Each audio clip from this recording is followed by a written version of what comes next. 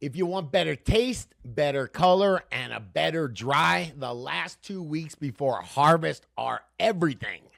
Come on, let's get into it. But before we do, today's video is brought to you by Real Grow Lab. If you want to connect with the best growers from all over the world, get tips and tricks on how to grow the dankest plants possible, and not have to worry about the censorship we get from YouTube, Facebook, and Instagram, go check out realgrowlab.com. Get all kinds of great Grow Talk Q&A. Plus, see all the stuff YouTube won't let me show you in these videos. Sign up and join our growing community over at realgrowlab.com. Or download the app at the Apple or Android App Store. Now let's get back to today's video. Come on, High C, let's get into it, man. Man, I saw some pics that you posted on Real Grow Lab. Yeah. Looked freaking amazing. Yup, you see that purple bud? I did, I loved it. Yeah, that's environment, man. That's letting the nitrogen run out, and then it's environment having those anthocyanins.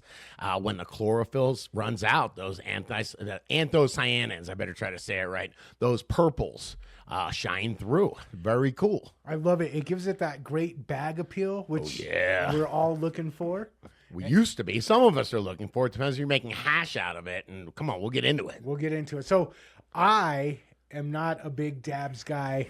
I still like smoking flowers, so I like the bag appeal. Oh, me too. So help me out.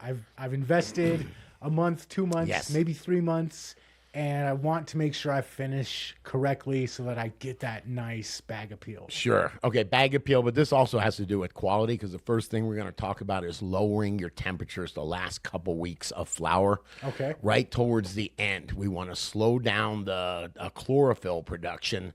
And like I said, we want those anthocyanins, all those purple colors to come out. Yes, and the real big thing is we don't want to lose those terpenes. Now we've got those trichomes with all those terpenes in them and cannabinoids. We talked about them volatilizing off in higher temperatures.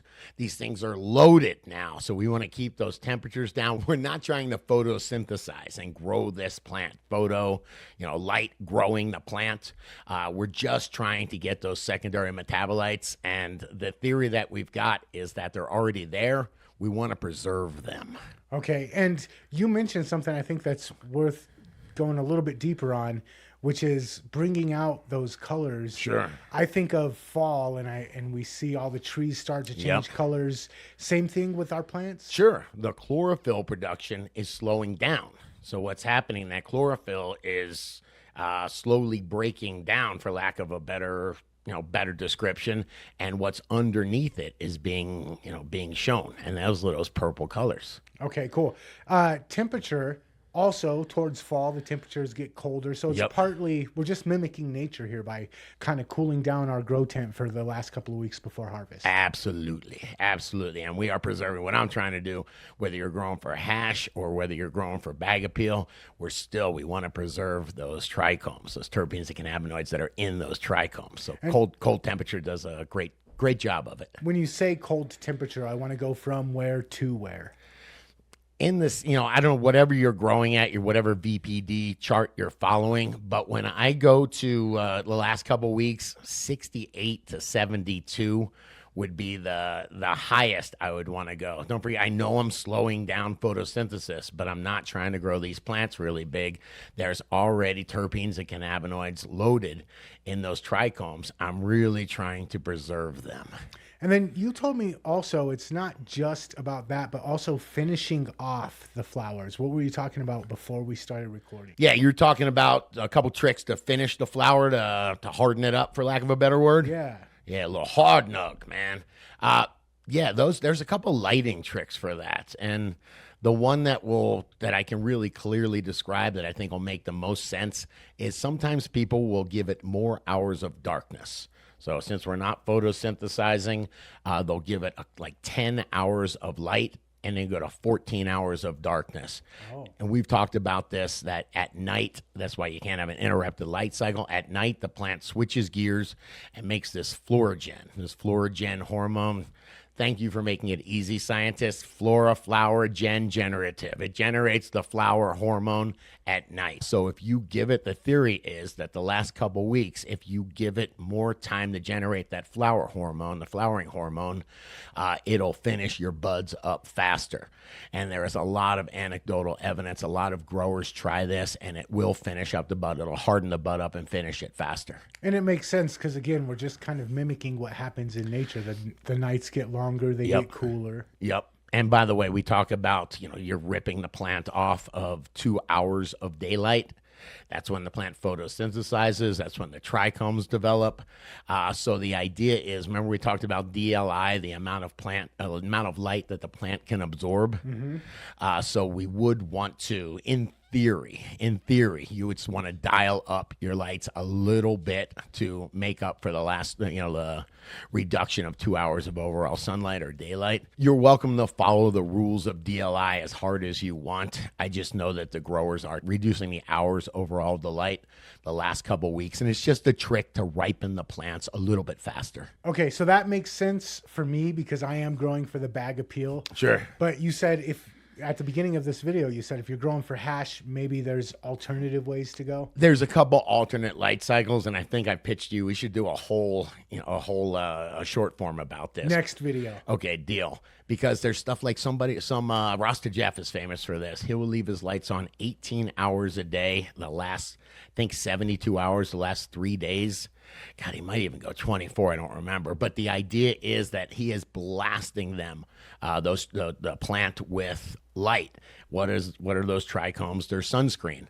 So he's saying that, hey, I'm going to maximize the amount of stress and sunscreen the last few days just to give them that last resin push. Mm-hmm. These are all up. We need more studies on these. Where's the white papers? Okay, but the 10 hours I have seen it does. Some of these plants, they're hazes and whatnot. They want to take forever to finish. So this is one of the tricks that they use for those really long strains. And if I'm growing for resin, because I'm gonna mash it up and make some potent rosin. Mash it up. Ooh, it sounds so ugly. Yeah, but it looks so pretty.